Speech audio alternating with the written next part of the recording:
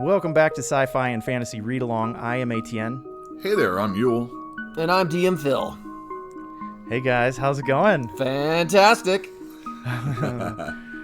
Woo! All right, so this is chapter 22. This is the last difficult chapter. This is the last long chapter at 20 pages. And we're closing in on the end of this novel in a way that is kind of frightening, I guess. Because by the end of this chapter, I still don't have answers for a lot of things. And I'm like, he's only got 24 pages to finish the whole book. And I don't know. I don't know if he can do it. Well, anyway, are you guys ready in every capacity that you can be ready? 10-4. Yeah. 10-4. All right, so last episode, the revelry of the Geteron fate began. A sorcerous storm was approaching from the east, and Ralik Nom ended a despised councilman's life. Yeah, that was pretty awesome. I like that part. Oh, it was really good. I hated Turban Orr from the get-go. From the very moment we met him, I hated his guts. And then to see Ralik, whom I love, just, stab him twice. Oh, it's beautiful, beautiful. Are you guys ready to discuss the preamble? Yeah, I'm ready. I got 3 words for you. Oh, yeah, what's that? Too many words. Too many words. Or maybe it's TLDR? I mean, honest to God, did you guys pull anything out of there at all? Nothing. It was about great ravens. That's all I got. No. And it was written in bad poetry. I mean, don't fight over each other to answer first. Well, no, I don't. It seems like a poem. I don't think there's anything necessarily... Like a bad poem. Well, it's... Who knows who this Collet is? Have we seen this person's name already? No. Maybe this is their one big poem in life in Darujhistan or wherever this text is coming from. I don't know. It's about great ravens, and that's all I got out of it at all. I mean, that was the very, very maximum I got. Too long. All right, you guys ready to talk about the chapter itself? Yeah. Too long? No, I'm just joking. It was long. 20 pages. It's not that 20 pages is long. It's just Stephen Erikson put so much into this that, whew. Yeah, you got to be mindful when you're dealing with 20 pages by him. Well, I can see how I skipped over stuff in my brain reading it once, twice, or listening to it. I read it in preparation for taking notes again yesterday, and there were definitely things in there that I had missed in the first reading. Because I read it, just for fun, a couple days before that. Mm-hmm. And then rereading it, I was like, oh, I totally missed that. Yeah. Oh, I missed that too. Uh-oh. 20 pages. 20 pages of that. That was just the first page. It was early. It was early days. Let's just put it that way. Are you, gentlemen, are you ready to begin? Tally-ho. Raest has driven off the dragons and continues towards Darujhistan. He's not in really good shape, but once he regains his Finnest, he's just going to make a new body. Well, that's his thing, right? Yeah, he's just going to remake it. There's one valley left between him and Darujhistan, and at the bottom of that valley rests Solana. And so, yeah, just to recap, there were 5 dragons, and he chased 2 of them off.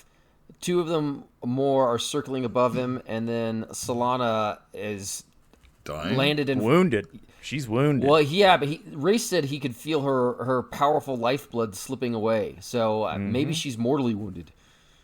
Oh, I don't know about that. Well, I don't know. Well, that's the indication Raest gave, is that her life's blood was spilling out. Not spilling out, but bleeding away is what he actually said. Mm-hmm. Well, in the background, remember it's nighttime, and in the background is the city of Darujhistan, and he marvels at it. He looks at it, and he thinks that it's more magnificent even than the Jagat cities of old. And that is kind of mind-blowing, because we have to recall how old this guy is. He is old enough that he may be the only person alive that remembers Jagat cities.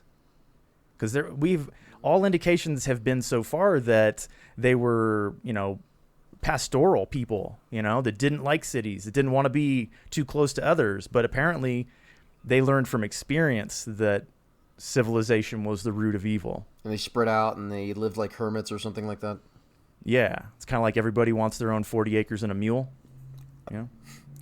Well, it's while he is marveling at the city in the background that he recalls the garrison and the bridge that Cole crossed and was getting help from. He tried to get the surgeon to help him, but the surgeon was drunk. Well, Raest blew up that bridge, and he killed all the men at that garrison. And he'd also encountered a rider. This is your guy from last chapter, right? Exactly. Exactly. You were right. Yeah, they called it out here, and he was like this annoying little speck. Raest ended Turban Orr's messenger just because he was in the way. He was like, plop, dead. They're bigger than T'Orud Cabal, he says. The people that he's been encountering were slightly bigger than T'Orud Cabal.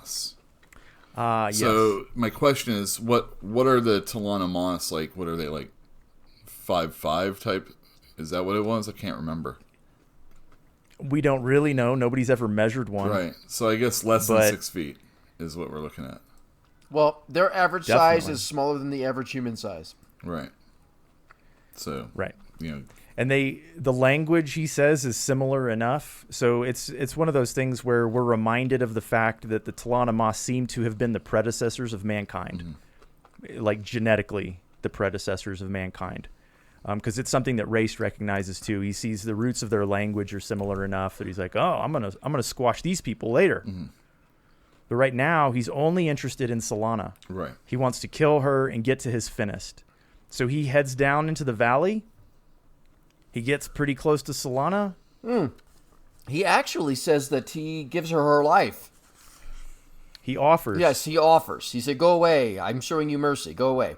Which is weird because he's kind of a dominator type. And I get the conclusion, even though he won't admit it, that on some levels he was afraid of her. Oh, I think so. Well, is it also maybe you have to kill this thing. You can't dominate it. So maybe as a sort of sign of respect, maybe offering it its life. But he was laughing as he's like approaching it, watching it die out, basically. Yeah, he's taking glee in this. Well, he's on his way to kill her, right? Yeah. He's not on his way to pet her, and send her on her way. He's going to kill her, and she doesn't budge. So he heads down into the valley and disappears. He enters into an eldering dream. The sky is different. The world is young again, younger than even he can remember, where the mountains are all sharp and the river hasn't cut a channel yet. And there stands this little round man in a funny little waistcoat with food stains all over the sleeves, looking up at him. Krupp, of course. And if you remember, last section, he was sleeping right next to the banquet table. Yes. And I said, that's weird. And you said, well, maybe he's like, whatever you said, dreamwalking or something.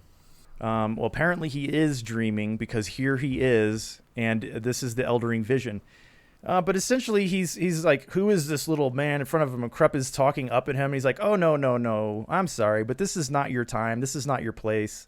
And he tries to just blast Krupp with magic. And Krupp's like, whoop, reappears over here. He's like, oh, that's rude. Krupp is essentially acting as a distraction. I think you're right. I think that's exactly what it was. Yeah. Yeah, what tool to show up?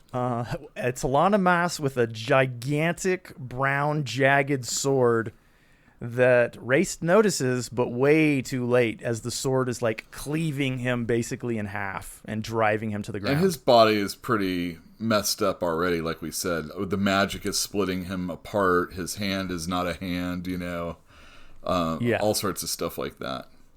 I think he was described as he was almost nothing but bones remained. They were crushed, they were broken, and they were only being held together by Omtos Falak wizardry. Right. That was it. Like, he's a walking skeleton with like tatters of flesh. But like you said, if he gets to the finished, he's like, no big deal. Yeah.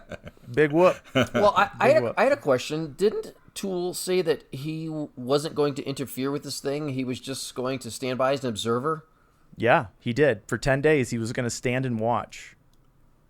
Well, no, I thought it was 10 days he was going to wait and leave, is what I thought was going to happen. That is correct. He was going to wait for Lauren for 10 days and not interfere with the Jagged Tyrant. But here he is interfering. Philip's completely right. So, or was it he couldn't deal with the finished, maybe? Neither. It's neither of those things. Like, He is being compelled.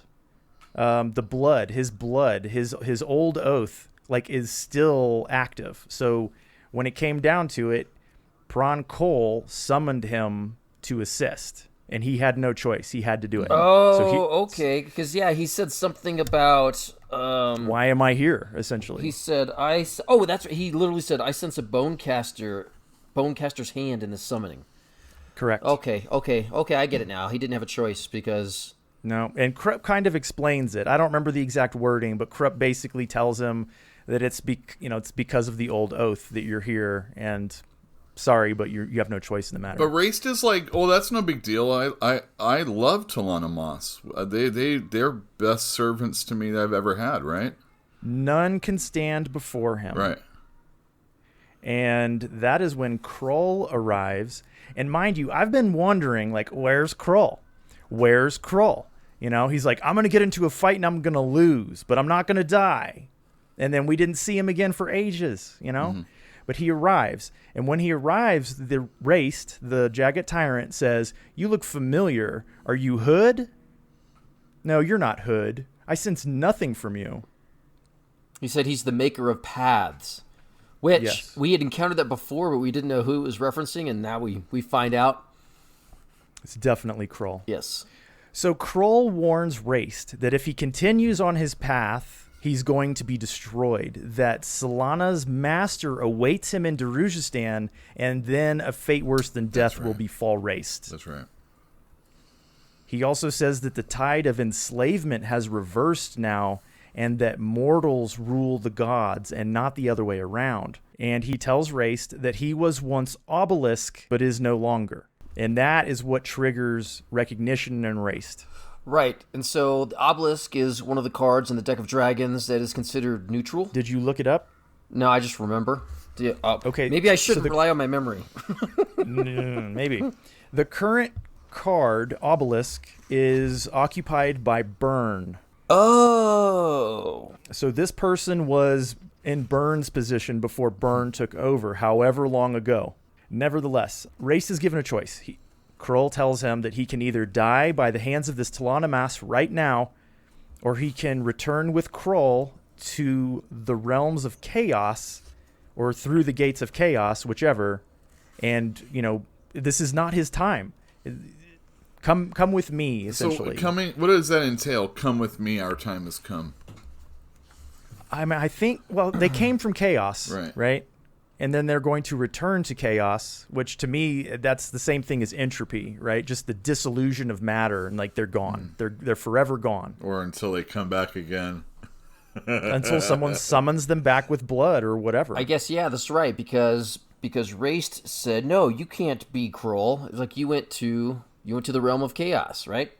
Yeah, he passed through the gates. And so, from Raest's perspective, it's not possible to come back, but I guess it is somehow. And I'm sorry, I got to call shenanigans this whole thing. You've got this world-ending entity, and you're just negotiating with it and showing it mercy. I don't get that. I would have no mercy. I would just end it. Yeah, but maybe they can't. Yeah. Maybe it's a bluff. Oh, I thought Tool was more than capable of ending Raest. Well, that's what they said. All right. Well, I believe it. I don't. Well, it's kind of a moot point, isn't it? It is a moot point, but why, Yule? Because Raest is like, see ya. Yeah. He's gone. His body is the rest of whatever body he has is, just crumples. And they're like, yep. Oh, he's somewhere else now. He's found another body. Yeah, he found a new body. That's what you see, man, this is, why give him that opportunity? I don't know, Philip, but it seems to me like there's no way that Onos Toulon could actually destroy him utterly without great expense to their own lives. Even Andermander Rake said that he would be greatly diminished if he defeated Raest. Let's be honest. The story would be over sooner if he if he was killed right now. Yeah, for sure. So there apparently is some significance to the title that is applied to Onos Toulon, the first sword of he's the sword of the First Empire. And apparently that is extremely significant. I think Krupp said he had no equal on Earth. But, has he met all the Shagula or whatever they're called? Segula is how I say it. Yeah, has he met those people yet? No. Not yet. Perrin and Kalam are skulking around in the wilder parts of Lady Simtal's garden when they encounter something altogether strange. You know how in military movies they're like, hand signal this and hand signal that, and they always like perfectly understand these dumb little hand signals? Well, that's what Kalam is doing to Perrin, and Perrin's like, got it. I'm gonna stay here, and Kalam like kind of whisks off into the shadows, and then Perrin doesn't stay there. He kind of like moves along anyway, Well, but let's go back a little bit. Perrin has this sense that something is not right with this garden or this small forest. It's tickling at the back of his mind that something's not right about it. When he moves up to where Kalam had been, he sees a shadowy figure who's a smallish woman standing in front of what looks like a block of stone, possibly an altar. And Kalam is like sneaking up, and he's got his daggers out over his head, and he's like, ah! He goes to stab this woman, and she elbows him in the guts and then knees him in the balls, and he goes down. And he's like, sorry, what are you doing here? She's not doing that because she meant to do it. No, she complete reflex. Right. Like out of the back of her mind, she knew she was about to be attacked, and she ended her attacker without a knife. She did it with her elbows and her knee. She ended Kalam. Yeah, she put him down. That was pretty. I thought that was really impressive and terrifying at the same time. So after he's on the ground, Perrin is like, uh-oh, my turn. And he goes running forward. And Kalam is like, wait, don't. Something's off here. No, actually, it's Sari. Perrin, sword in hand, dashed into the clearing. And Sari basically said, no, please. Held up her hands in defense and etc. Yeah, okay, gotcha. So Kalam goes to sit on that stone that she had been looking at. And she's like, don't touch it. And they observe this thing. So Sari or Apsalar is fighting Kalam off. Like she knows what's going on. Oh, it wasn't a fight. Well, you know what I mean. It was not a fight. It was a bam. She fended him off is what I'm saying. Without knowing what's going on. And now all of a sudden she knows not to touch this thing. Then they go with this dialogue where her mixed personalities and memories are still all jumbled together. Yeah, we'll find that out when Mallet shows up. No, it's right here. Right. Is that? It's in both places. Yeah. But she remembers killing Perrin, but then she doesn't know who he is, and she doesn't really remember him, and she thinks Kalam is an old friend. But before we move on from this point, let's talk about that block that's sitting in the forest. Well, but before we get to that point, I had a point to bring up to you guys, where just what you just said, where she said she remembered, where she literally said, I know Kalam, and just a second ago she didn't. She's like, I know you, don't I? She was talking to Kalam, and then she says, I know Kalam. He's an old friend, I think. And the assassin choked on something. And I don't... Yes. Well, I thought that was because he just got kneed in the groin, and he was still, choking. But I wonder, is this because... Sari and Kalam were never friends, ever. No. But absolutely not. But it was Dancer, the rope, Dancer, in her body, and I wonder if Kalam and Dancer were friends in the old days. They knew each other. Interesting. I was prepared to tell you no chance, because I was like, there's no way Sari was ever a friend with, but the rope might have been. Mm-hmm. Yeah. Yeah. That's definitely possible. That's definitely possible. Philip, I think that's one of those things that you're going to have a hard time remembering. So you might just put it in the spreadsheet as a question. Yeah, there's no way I'll remember. I know. There's no way you'll remember. Well, maybe we could bookmark this point. Exactly. So tell me now, what does this thing look like? There's the block of stone that's not stone, that's in the forest, that they're all kind of preoccupied with now. Well, they say it's no bigger than a table, or it's gotten to the size of a table, right? Okay. And I don't know. I always... She says that it's growing. Right. And when they look at it, it's like its edges are all blurry, and then they will kind of resolve, and it has gotten bigger. Right. And then they say it's not even stone, really. It's wood. Right. And I mean, immediately I was wondering, is this the thing that Lorne planted? That's what I have always thought. I mean, that's what I thought, yes. Okay.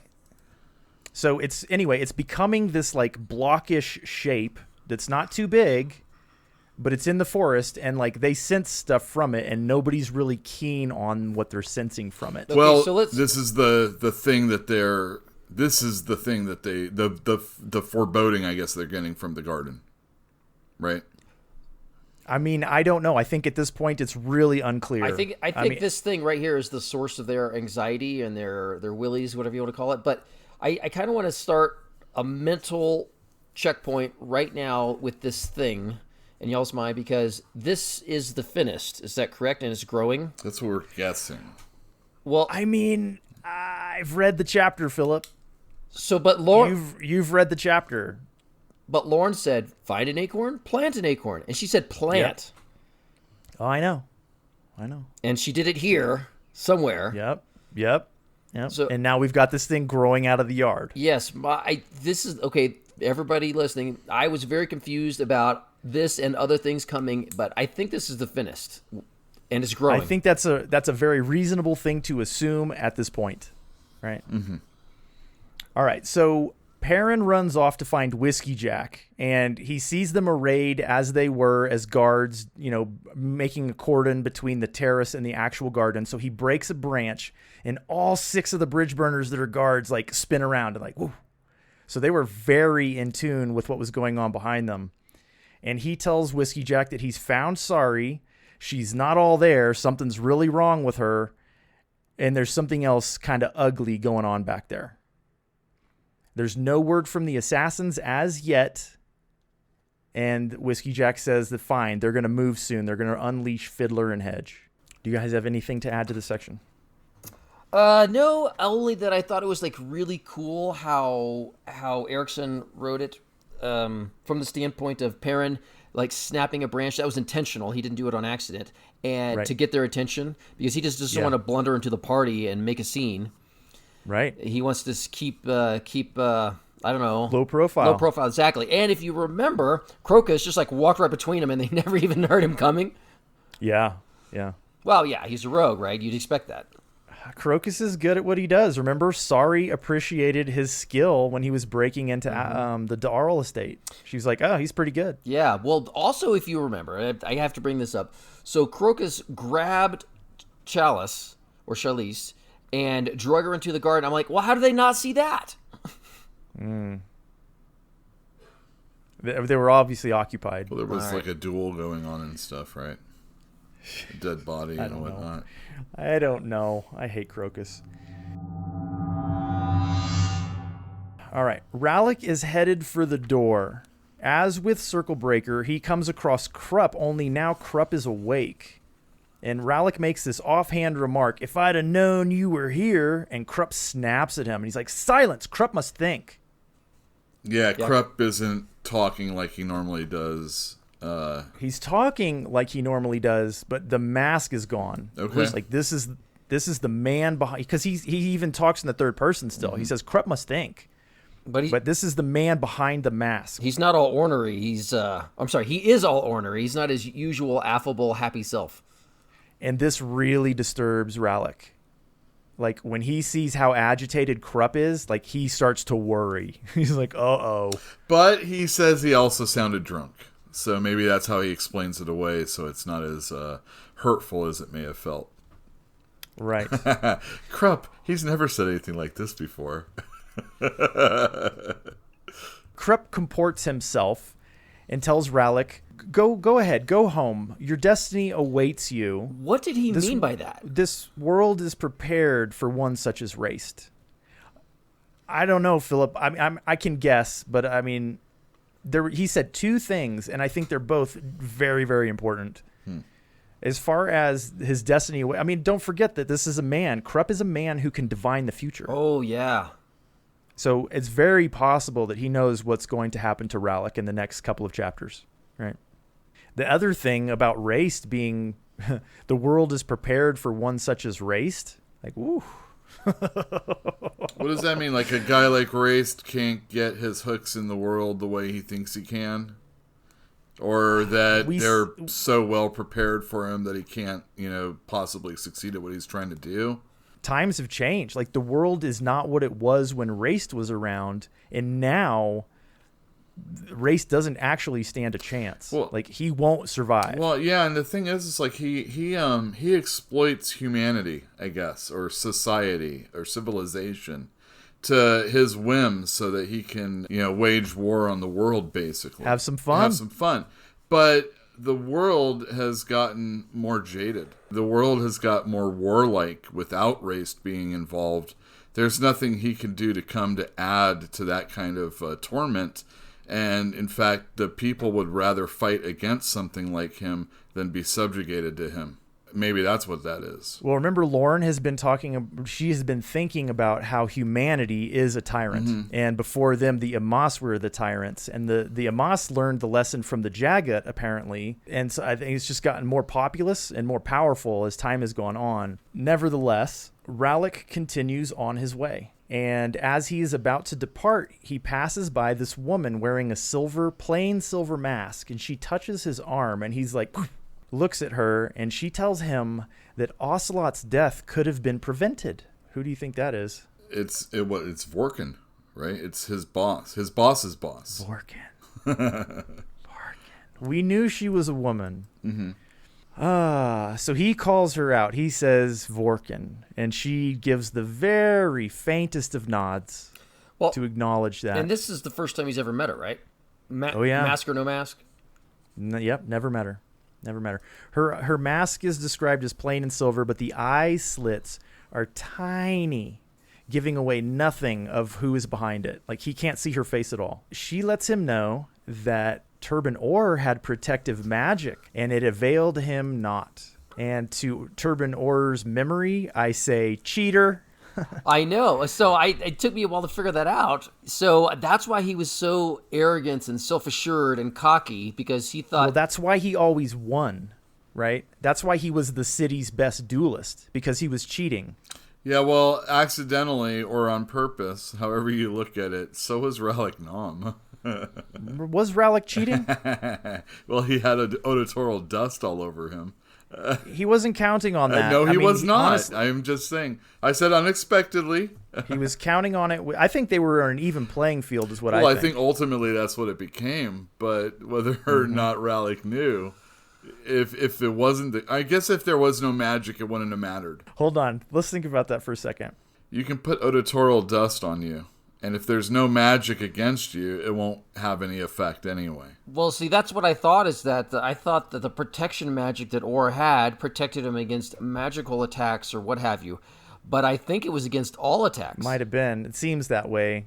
He got stabbed twice. I don't have any sympathy for the guy. He was cheating as far as I could tell.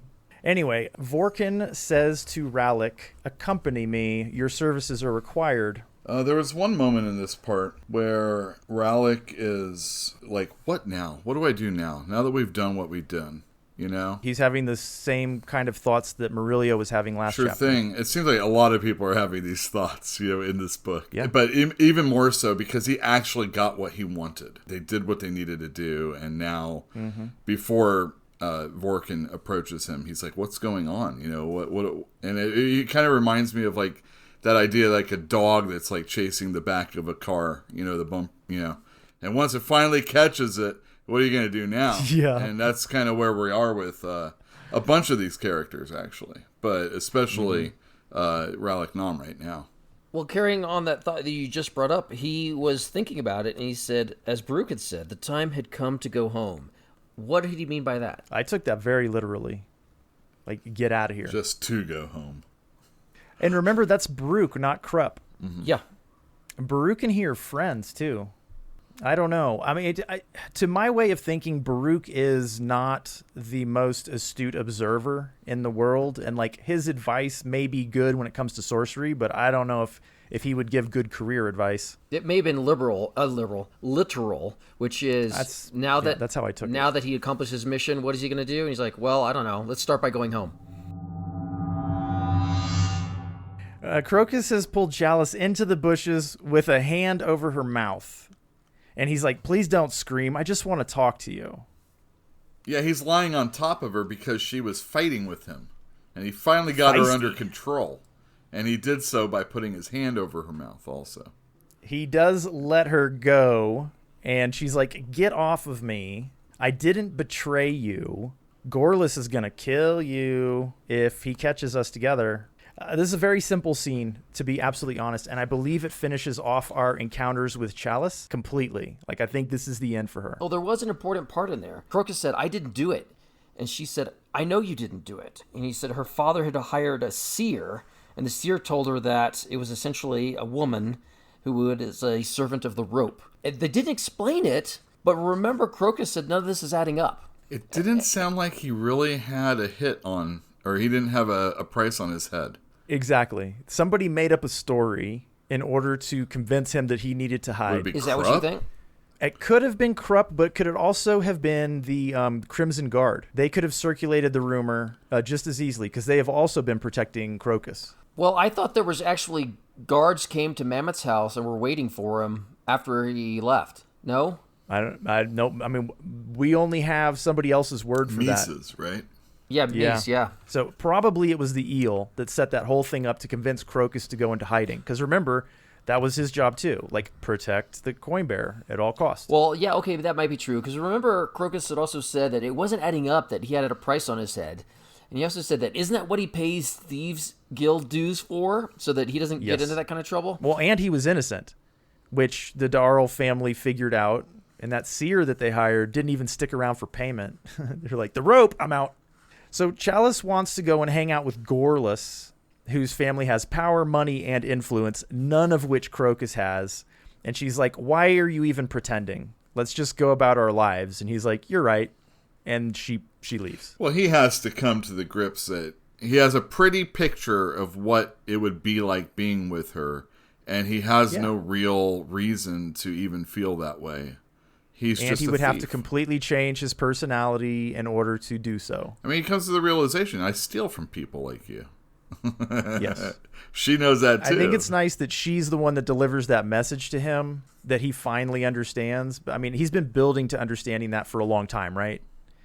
But she is the one that delivers the information. And, like, that's a wise young woman right there to be able to so quickly put her finger on it. And she's like, why are you even pretending? Like, no, I won't tell anybody. They part amicably, but like they part into two separate worlds, basically. She into the upper crust and him into the world of thievery. Anyway, he takes off. He's like, I'm going to go look for this other girl, I guess.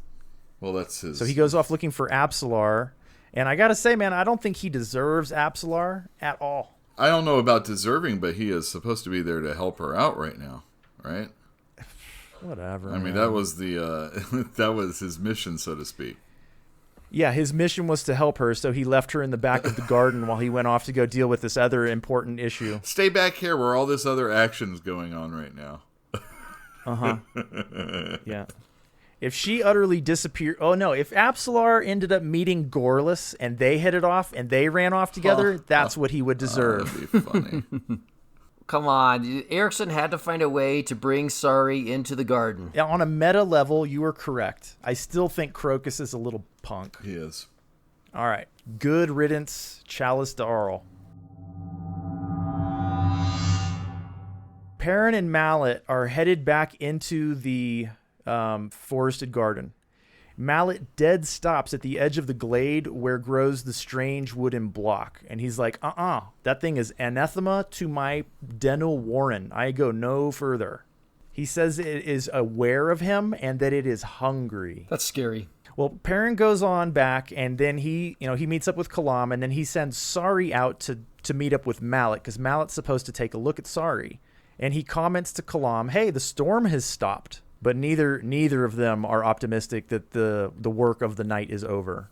So Mallet waves Perrin back over, and he tells him that the possession is over, but there is a second possession, a woman, and terribly sad, who has been protecting Sari's mind for the past 2 years, preventing her from going insane.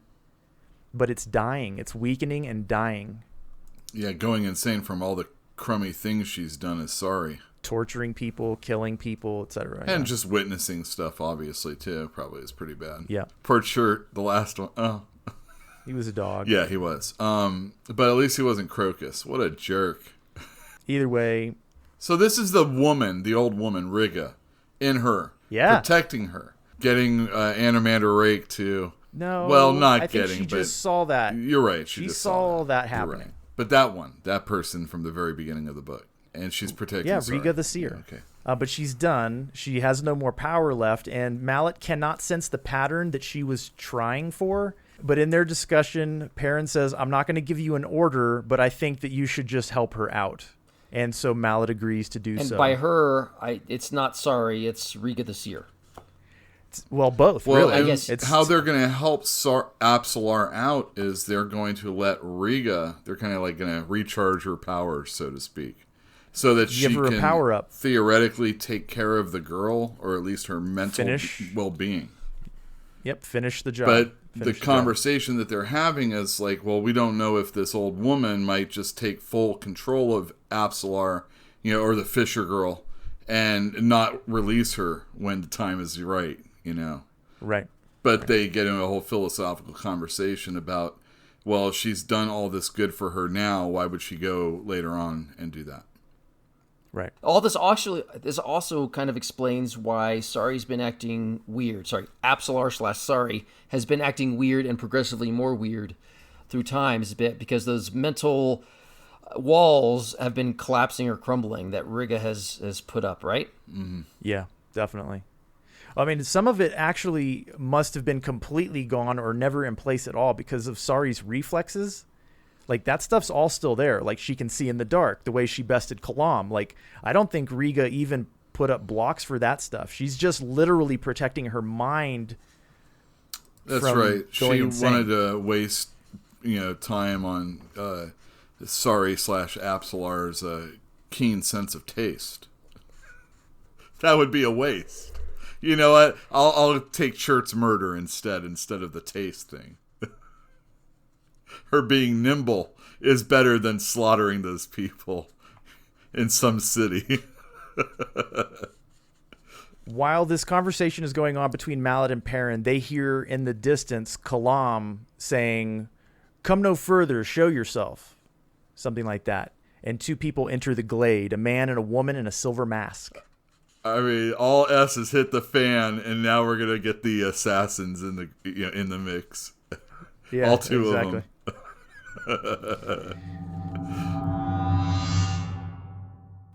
All right, watching from the darkened wood, Crocus witnesses a meeting between Vorcan, Rallick, and Kalam.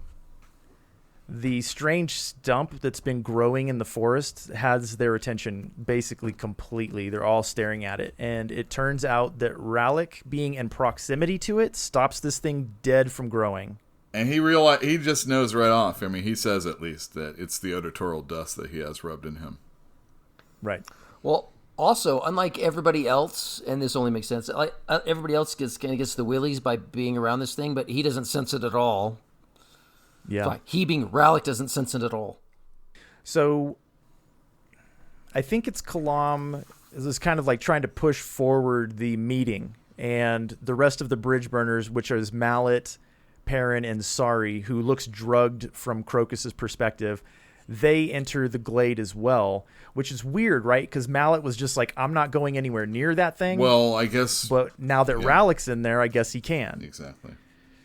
So they arrive, and Perrin says, in this instance, Kalam speaks for the Empire, and in this instance being the offer of a contract. Yes, but kill the T'Orud Cabal for money. I think it's actually really kind of cool how they get together, and it's at this moment that they realize that everybody else besides Rallick and Vorcan are Malazan spies. They're fairly nonchalant about it. Well, maybe that's because they already kind of know that they're Malazan spies. I guess Rallick didn't know, but... Well, Crocus is the one... This is Crocus's section, so it's Crocus really that's figuring it out, right? He's like, Malazan spies, Vorcan, Rallick. My buddy Rallick. What's this guy doing? Yeah, and so he's getting front row seats to this this power union of people in this glade, and he's kind of like hiding in the shadows and watching. I mean, he's really there because of Apsalar, right? He was coming back to Apsalar, and this is what he witnesses. All right, so what's the deal? The deal is 100,000 gold Jakatans, or whatever the coinage is called, per member of the T'Orud Cabal plus High Fist of the city if Vorcan will take the contract. And she's like, she's going to pay me, your Empress is going to pay me 900,000 gold. And they're like, if that's the number. So there's a hidden question there that Vorcan has. And she's like, I can't remember how it's phrased, but she basically does not want to deal with Anamander Rake. Oh. Perrin's like, no, you don't have, no, that's not part of the deal. You just killed it. Cabal. In no way do we want you to take care of Anamander Rake. That's our deal. You just take care of these people in the city that we need taken care of. And with that, she accepts. and tells Ralik Nam to sit on that thing. Yeah. Yep. Stay here until she comes back. Well, do you remember our last chapter when Perrin and Kalam were just leaving the Phoenix Inn and they were laughing about how bad it would be for Laseen if they found Vorcan and made this deal? And he said, no matter what happens, if she accepts, Laseen is on the hook to pay them. And which worse is... If she completes that contract, yes. That's reiterated here, that she will pay. She was an assassin. She operates by the rules. Yep. And she will happily pay and hand over the city without any questions whatsoever. The joke would be as if Laseen doesn't gain the city thereby. Well, yeah, that's exactly what they predicted, is that Laseen was going to pave the way to remove the powers in the city, and then Dujek was just going to walk in and take over right. for himself. Exactly. All right, so Ralik literally does go and sit down on this thing growing in the forest. And everybody departs except for Ralik, who's got his head in his hands, looking kind of dejected. And like a cool minute passes, and Crocus is thinking about Ralik and like how this guy is going to hand the city over to the Malazans, and like he doesn't even know this guy. Like maybe he would just as soon kill him. So he's like, I'm not going to go and talk to this guy. And then Ralik stands up, looks straight at him, and beckons him over. So Ralik knew he was there the whole time. Nobody else did. Well, even Kalam. Kalam was there. He didn't know. Even more so Vorcan. But part of that is because of the mask that she's wearing. Yeah, Her that's what peripheral Ralik must tells not him. be so You're great. lucky she didn't have any. She had tiny little slits for eyes, or she would have spotted you too. So he says, don't judge me now. Go warn Baruch. Find him. He might still be here. And if you can't find Baruch, get your uncle. And Crocus, true to form, does the exact same thing where he's like, but why? And Ralik's not having any of it. He's straight up tells him, your uncle is a member of the T'Orud Cabal. Go. And then there's this roar, bestial roar of rage that comes from the terrace. The block of wood like erupted in fire. And he's like, go now. I'm sorry, did Ralik get lax for a minute? Because did he like leave the table to go talk to Crocus, and then he got up, but he beckoned Crocus over. So Crocus did more work than he did in that. I think he just stood up. Okay. He risked it. Yeah. He didn't know how far his tether was. His tether is not at all. Well, no, because he said it pushed Crocus hard, then whirled and dove onto the block. He said the yellow fire winked out and cracks opened in the earth, spreading in all directions. I don't know. I have the sense like he was lax in his duty for a split second, and it was in that split second. Well, hold on. Let's talk about the next section, and then we can actually find a timestamp for everything. Because I think Philip's a little bit off in his timing. I'm not disagreeing with that. This was actually a confusing chapter for me, so yeah. Well, just remember the bestial roar of rage, okay? So Baruch's carriage comes to a screeching halt, and he tells Anamander Rake, we left too early. And like everybody in the streets is partying right now. 300,000 people. Yeah. They're all in the streets. and there's a conversation between Rake and Baruch about, whether or not Rake is going to actually allow Raest to run roughshod on the city, like it looks like it's going to happen right now. Yeah. But Rake's like... He's kind of cagey about his answer, too. He says, if necessary. Like, he refuses to commit to this notion that, yes, I will be the one that goes and does the thing. Right. Like, he won't say, yes, that's me. He keeps saying things like, if necessary. But in Krupp's dream, Kroll was saying that it's going to be Animander Rake to take you out. I mean, like, he was like, this sword's going to take you out. It wasn't definitive. He didn't say that this is the man that's going to do it. That's true, but I'm inferring. He said that Solana's master awaits you in the city with a fate worse than death. So it was like, you're going to die, buddy. Thing. You're going to die. But Animander Rake knows that it's Raest. He knows that the tyrant is the cause of the alarm, and he knows this by just like sniffing the air. He's like, oh, it's the tyrant. And Baruch is super frustrated because he's not in control, and he's not used to that. And this is something that Darujhistan pointed out last chapter, is that he's not used to not having that kind of control, and it's really irritating to him. But Rake wants to know, like, can you clear the city streets? And this is where the 300,000 people partying in the streets comes out, and Rake's like, all right, I'll take care of that. You go home and prepare, and where's a good high vantage point? And he's like, Krull's Belfry. And so Animander Rake gets out of the carriage. He pulls out his sword. Just go back a little bit. He's like, all right, I'm going to go to Krull's Belfry. And Baruch said, but how? Like, yeah, how are you going to get through all these people? Well, he just whips out that sword. It is like creaking and the smoke and silent screams or something. I don't know. So everybody just like gets the hell out of his way. It's hilarious. Oh, yeah. I mean, wouldn't you? Oh, my God. That sword is terrifying. 7-foot tall guy with a holy sword of darkness. Oh, my God. And no mask. He left his mask behind. Yeah, he threw it on the ground or in the carriage. In the carriage. On the foot of the carriage. Yeah. Okay, so Rake is heading to Krull's Belfry. That's the last we see of him for this chapter. Despite the death of a councilman and the absence of the hostess, the party at Lady Simtal's place is starting to pick up.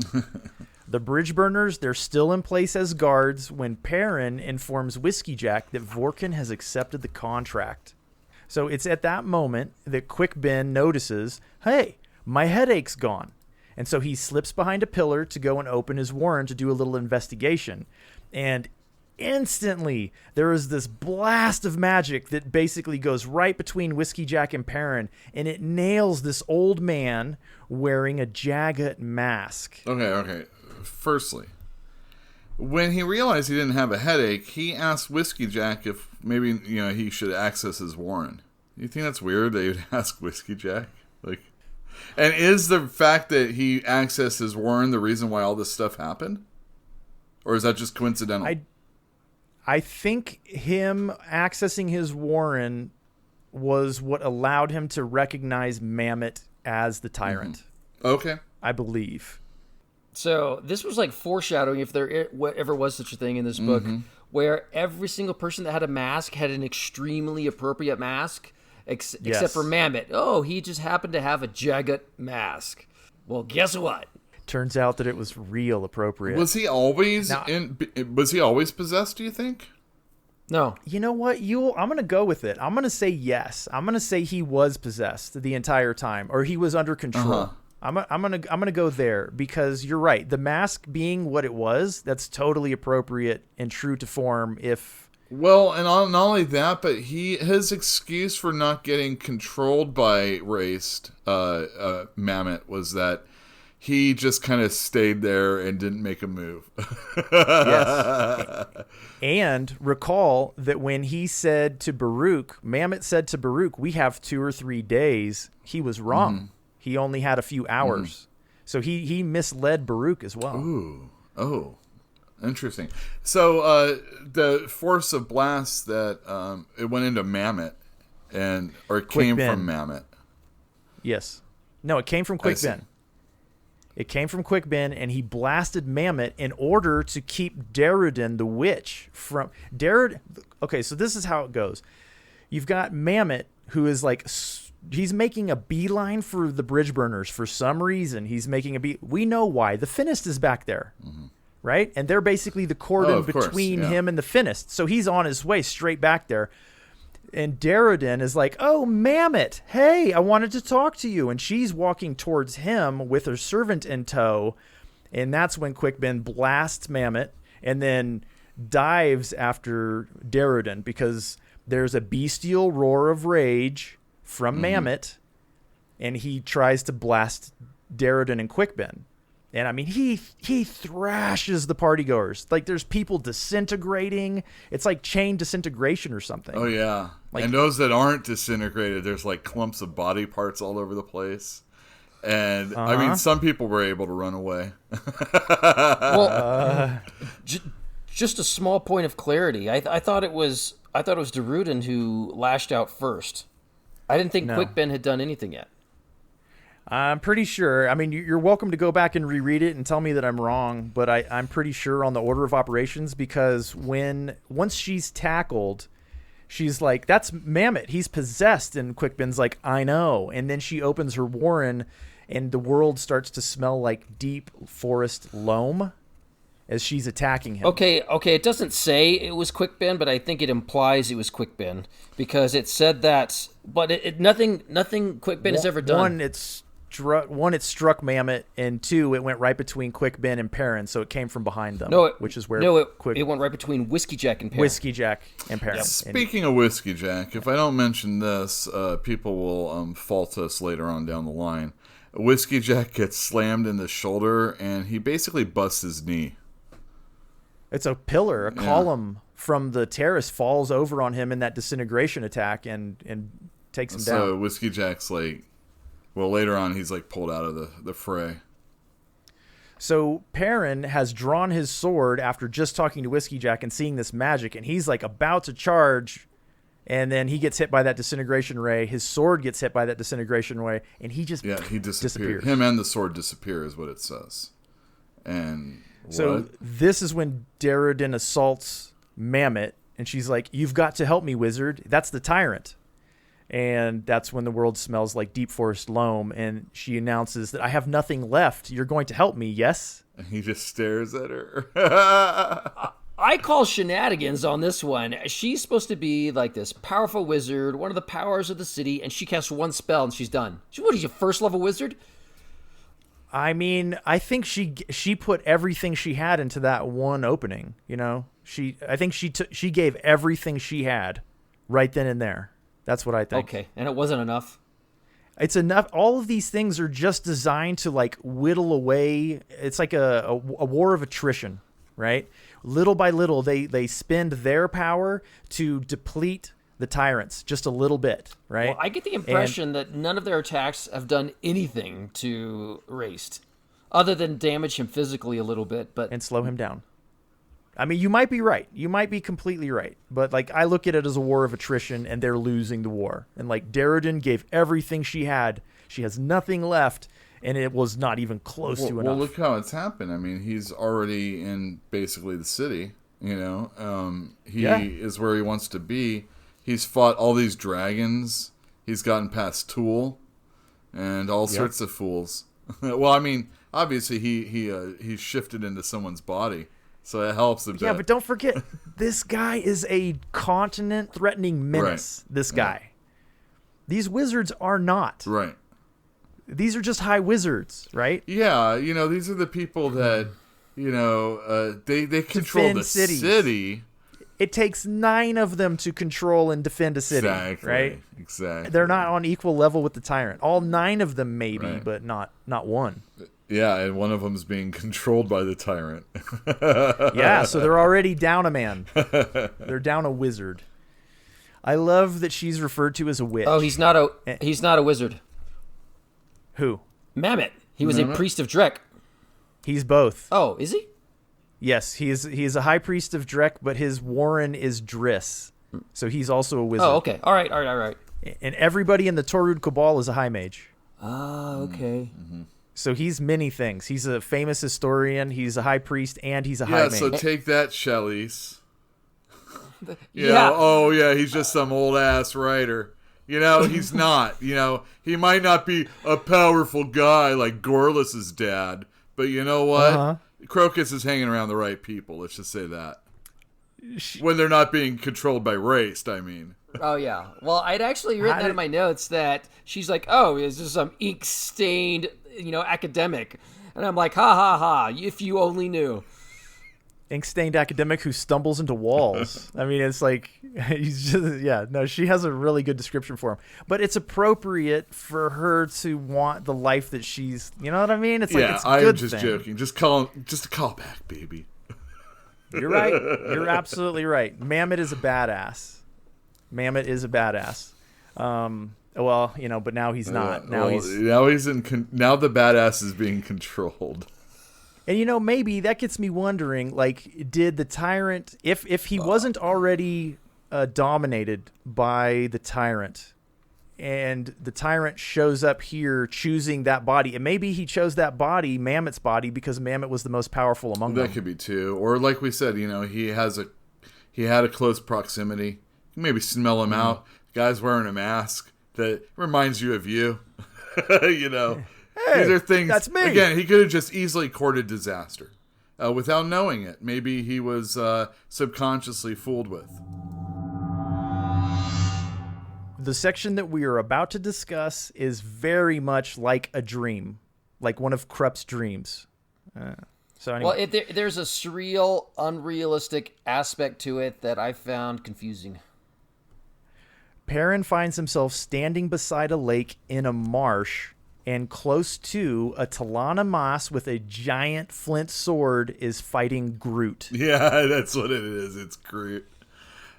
So it is a man-tree creature, or a tree-man creature that is fighting with this T'Lana Mas that we know fully well that's Tool. Okay.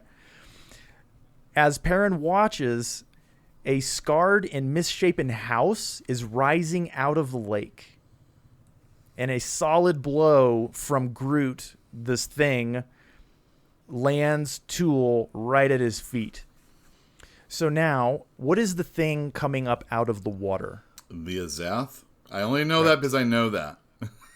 Well, you know that because Tool says right away, you must defend the Azath from the Finnest. He said it's not ready. So is the Finnest this tree thing?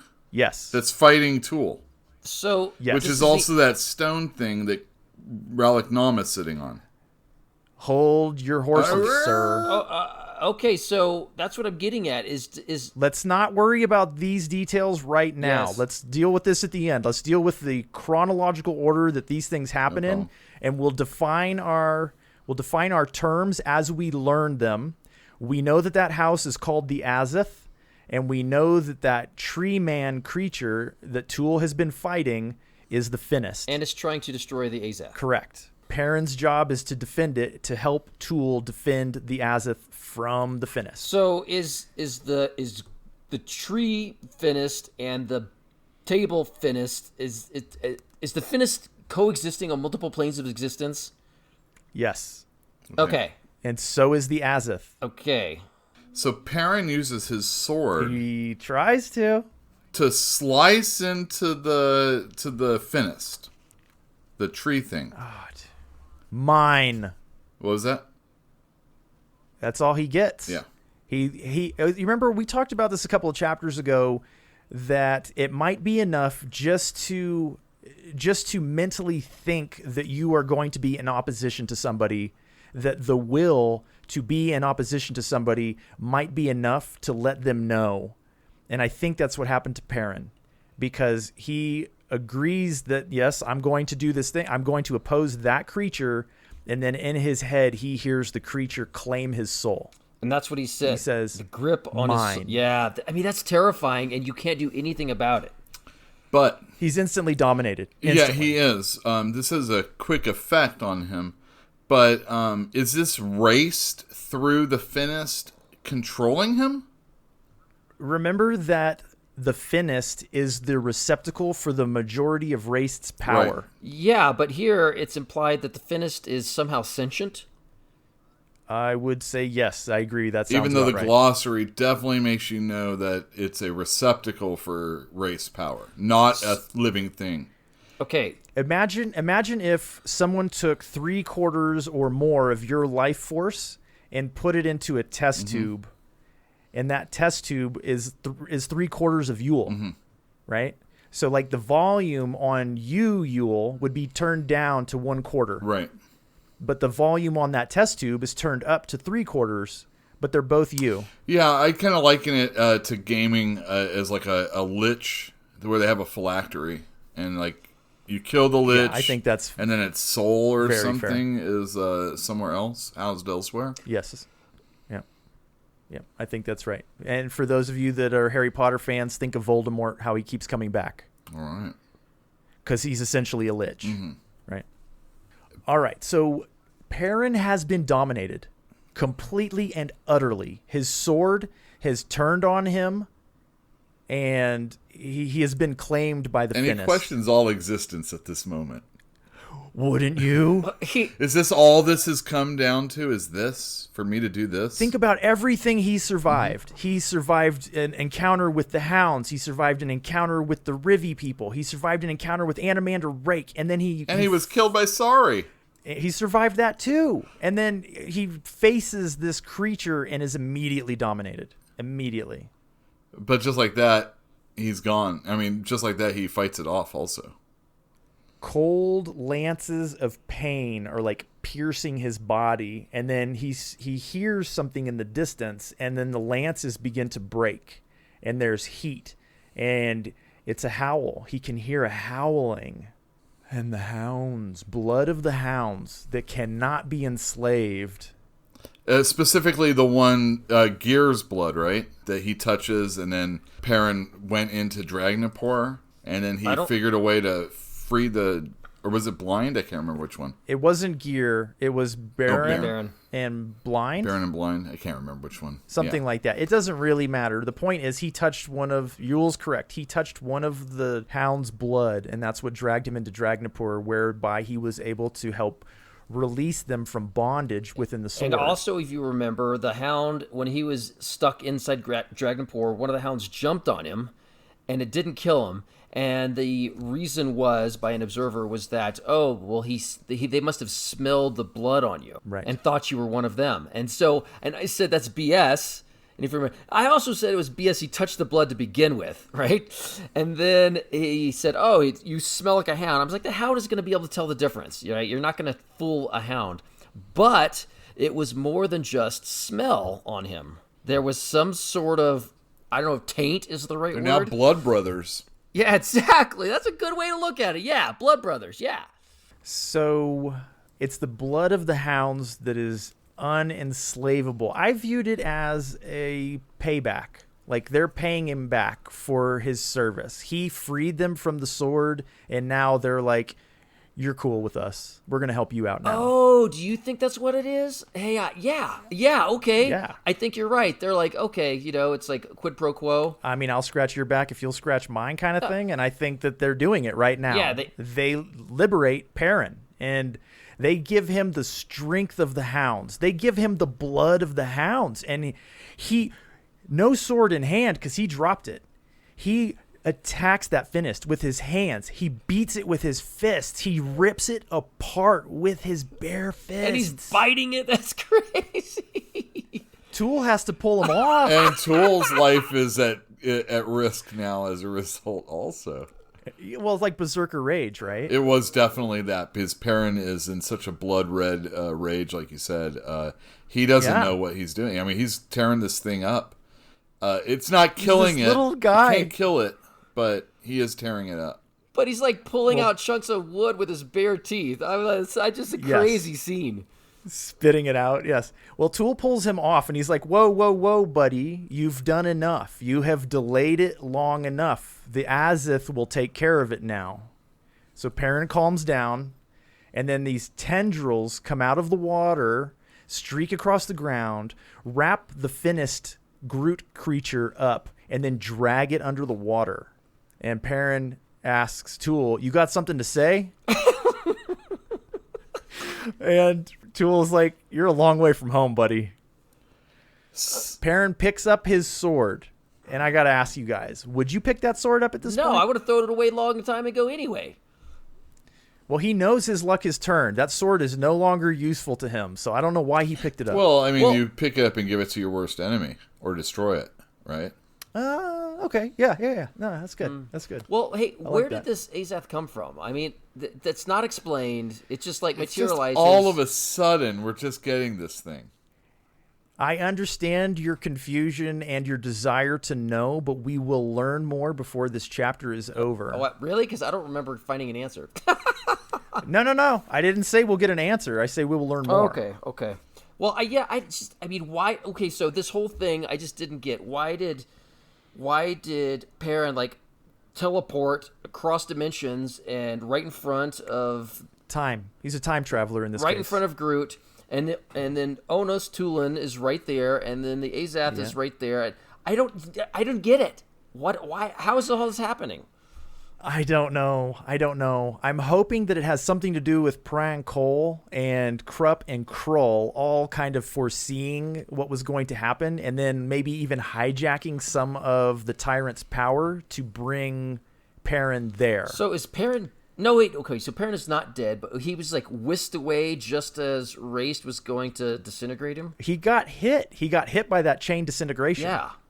And that is what teleported him or transported him in time wherever he just went. We don't know. Yeah. I have no idea. Nor I, but nobody else came. That's true. But no, like how many other people that were there at the party got hit by that thing that were anything, right? They were just people. They were councilmen's wives and children, and that's all. They weren't wizards. No wizards died in the making of that battle. It did say that the power struck the sword, and it and Perrin vanished. Oh, you nailed it. You nailed it. That's it right so there. So the sword did That help was the out, sword. at least this time. Sort of. Well, no, it put him right in harm's way. Which may have been the point. You remember how, I think it was Krupp that was remembering or thinking about the fate of Crocus, and he was like, they make these tools, the gods do. They make these tools, and then when they're done with them, they throw them away. They discard them. They kill the tool. And this may have been Opan trying to kill their tool. All right, so Perrin reappears and collapses on the terrace at Simtal's place. The tyrant-possessed Mammoth and Quickben are at war. Quickben's like, awaken the seven within me. And then he's talking about all 7 of the Warrens that he is in control of, right? Yeah, but it's got like a command word, which is weird, right? It's like Wonder Twin powers activate or something. Yes, exactly.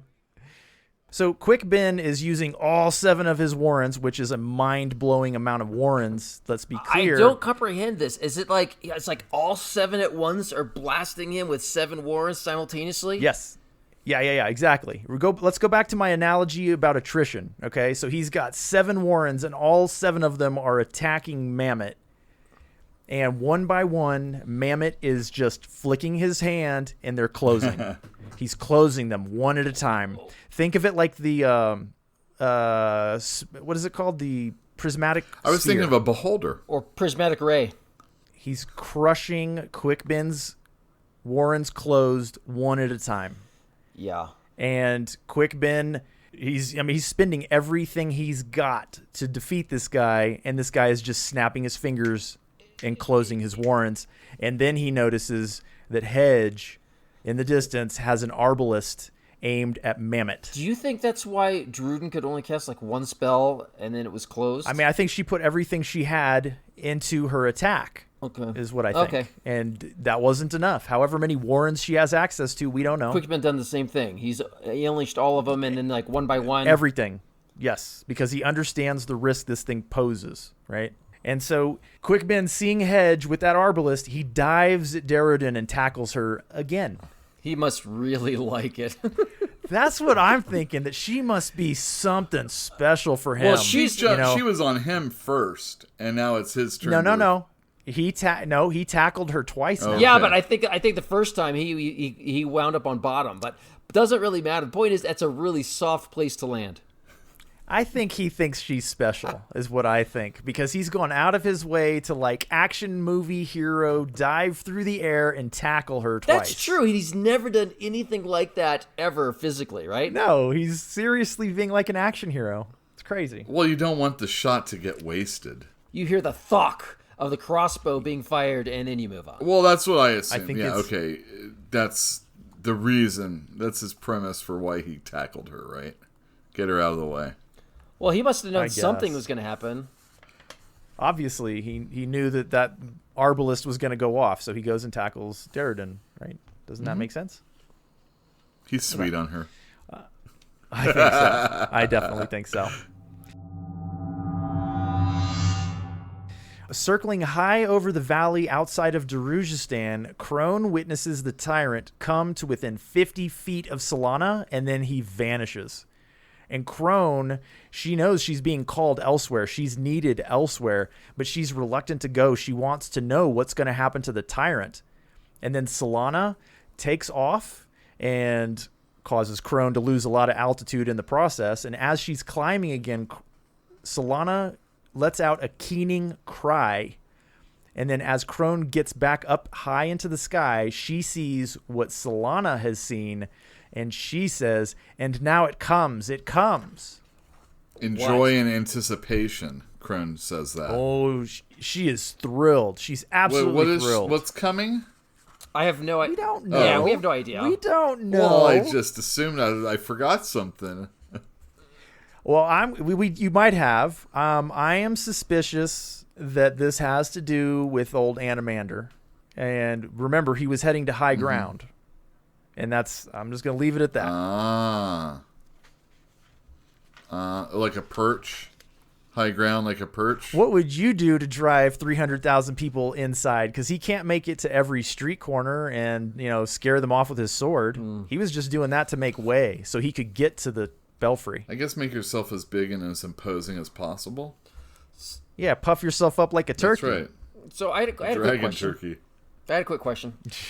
So Crone is, I guess, reminiscing that the guy just disappears, and then she says, "Such terrible energies I have witnessed. I mock the waste, the sheer foolishness." Was she lamenting the fact that Raest was just destroying everything, or that she couldn't suck up his energy? I assume it was the latter more than the former because they like magic. What does the glossary say about the ravens? I thought it said something they feed off its essence. They're sustained by magic, Yeah. I believe is the wording. So maybe it's that it was like a waste, a profuse waste of something that they view as like a life-sustaining force. I don't know, though. I mean, honestly, I don't know. I think that's up to the reader's interpretation. I don't think Crone is supposed to be really all that understandable to us. Remember, she's a bird. She's not, and she's, ancient, very different from humans. So I don't think we're expected to really understand her perspective. All right, fair enough. But I interpret that to mean vast amounts of magic that disappeared, and she was upset because she couldn't absorb that essence that she was really feeding on. That's why she's been lingering around. Quickbin, still in action hero mode, is jumping through the air and tackling Darujhistan again just as this massive explosion goes off. Kaboom!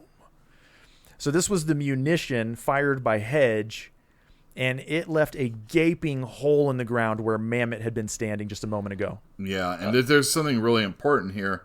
Quickbin says it's really good that you closed your warren to Darujhistan. And the reason why he says is because Moranth munitions are mundane weapons, and open warrens draw their explosive force. And I thought that was a little extra info that I don't know if we knew before. Oh, no. No, we definitely didn't. And what was it, Hedge, that said that's why they're so good for killing wizards? I think he did, yeah. I think he did. He said that out loud in front of Darujhistan, who I will remind our listeners is one of the members of the T'Orud Cabal. So if she hasn't picked up who she's dealing with by now, she's not that bright, in my opinion. Yeah, I don't think she really knew about that, though. She wasn't clued in on the Moranth munitions part, so... Not the Moranth munitions, but the fact that these simple house guards were willing and capable and able to take out wizards. Oh, sure. I mean, that should send alarm bells off to her. Right. Yeah, you're probably right. So I was a little confused. He said Moranth munitions are mundane weapons, but opened warrens draw their explosive force. That seems to be a paradox. It's like they're maybe like a backfire or something like that, or backdraft. Or I mean? a vacuum. Yeah, like a vacuum, exactly. But how could it? I mean, why would it suck up an explosive force. Well, it draws it to. Maybe it's literally a difference in pressure. Huh. Where they're like the open warren. You remember the open warrens are described as like breath, breathing in and out. Well, okay. So maybe on the intake they literally intake. Well, okay, sure, but that seems kind of a thin reason. A slight intake of breath cannot suck up, an explosion. So.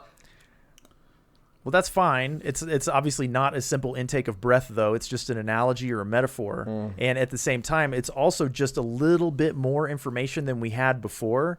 So I'm just going to put it in my little bag of knowledge and keep it and hope that we get more of these things from Erikson so that we can better understand how magic works in his world. All right, fair enough. But Quickben thinks that we did it. We got rid of Raest. He's done. The Jackhead Tyrant's dead. Right. So Perrin, who has been sprawled on the cobbles, he gets up and he heads off to find Whiskey Jack. Hedge says a lot of help he was, which I thought was hilarious. There's a lot of funny stuff there. It was all from when there is, yeah. Quickben said, "You idiot, how many times have I?" He's like, "He's dead, ain't he?" Yeah.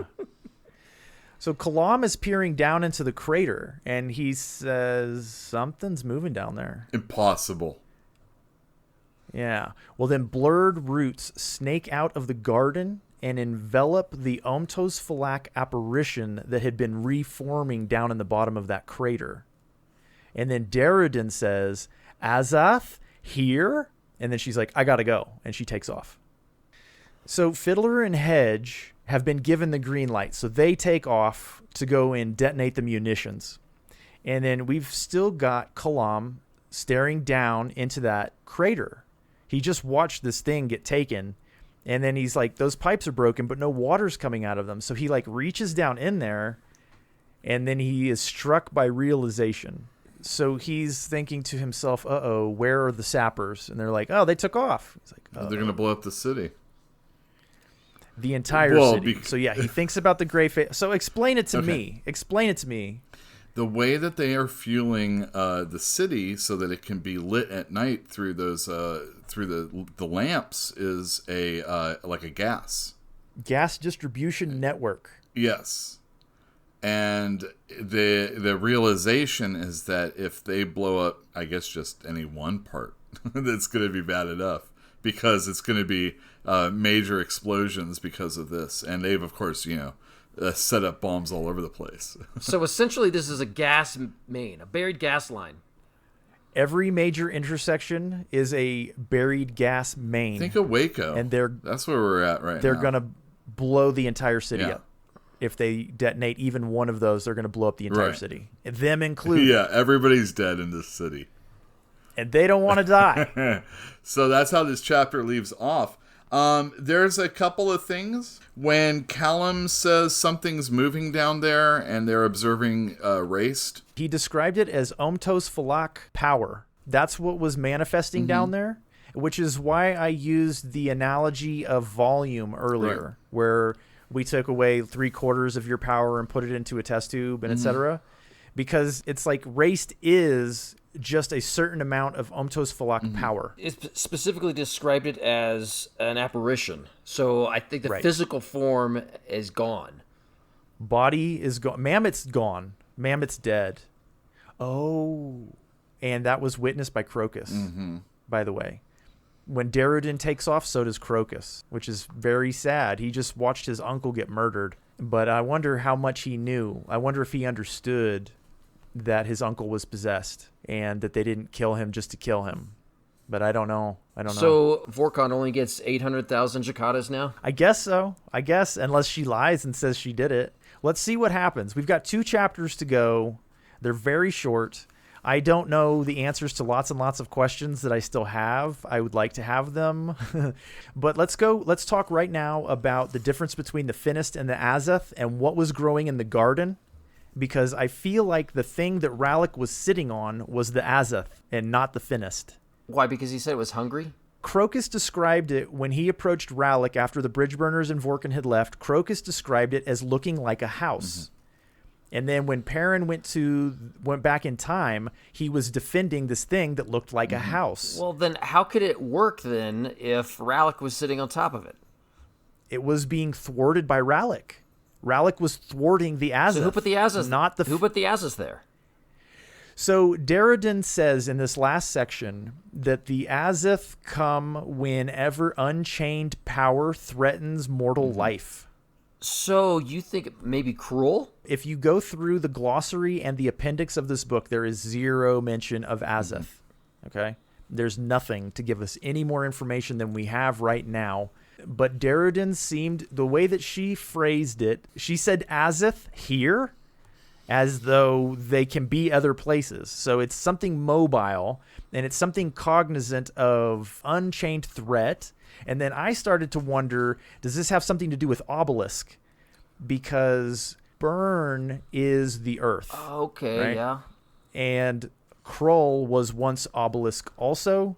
I don't know, Philip. I mean, I just don't know. But I do know that the description of the houses makes me fairly confident that the thing that was growing in the forest was the Azeth and not the Finnest. Okay, as a counterpoint, or not counterpoint, but another piece of information is, it's said that the altar in the forest was made out of wood. The Finnest was made out of wood, and the Finnest was an acorn. So that's why I went in the direction of all those three things are the Finnest. Totally understandable. And the thing that was fighting with Tool and Perrin was also made of wood. Yeah, exactly, yeah.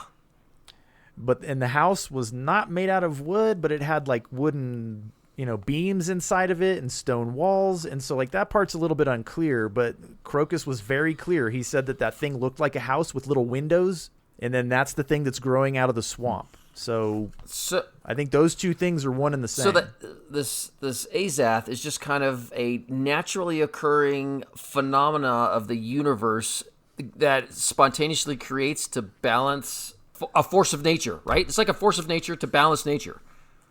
Unknown. It sounds good. What you said sounds good. But I think we're going to have to wait to find out the answer. Okay. Yeah, I don't know. This whole thing was a confusing part with the Azath and the Finnest and the plane jumping and what? Oh, time travel. Yeah, no, this was more confusing than one of Krupp's dreams. Oh, well, that's the funny thing. It actually makes Krupp's dreams seem normal.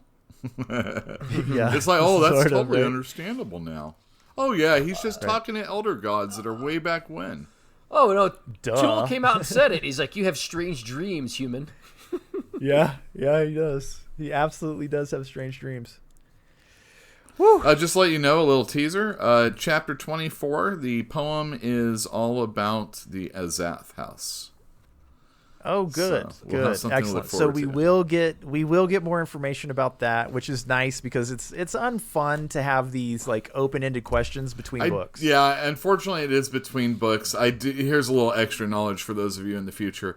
They definitely will deal with the Zath houses in future books. Okay, excellent. I don't think that's a spoiler at all. Personally. It's not. I mean, it's just a thing. Yeah. Right. This was a very difficult chapter. It was very long for an Erikson chapter, but I honestly think that we covered it as well as we could, and I'm ready to move on to the last two chapters. Oh, hey, there's one important thing we completely forgot to mention. What's that? Perrin whiplashed back into the garden or the foyer or whatever it is. He came back. Yeah, I mentioned that. No, we did. I think we did. Yep. Oh, okay, never mind. And what though? Oh, nothing. I thought we skipped that part. As in, he's not stuck in that alternate dimension. Yeah, no. I mentioned that he reappeared and collapsed on the cobbles, and then he went off looking for Whiskey Jack shortly after. Oh, okay. I missed that. All right. So, do you guys have anything else? No, I'm good. As with all episodes, good things and etc., this must come to a close. Thank you for joining us. We will see you in the next one on the 9th or the 23rd, whatever. Thanks for joining us. Yeah, thank you very much. Bye, all. Bye.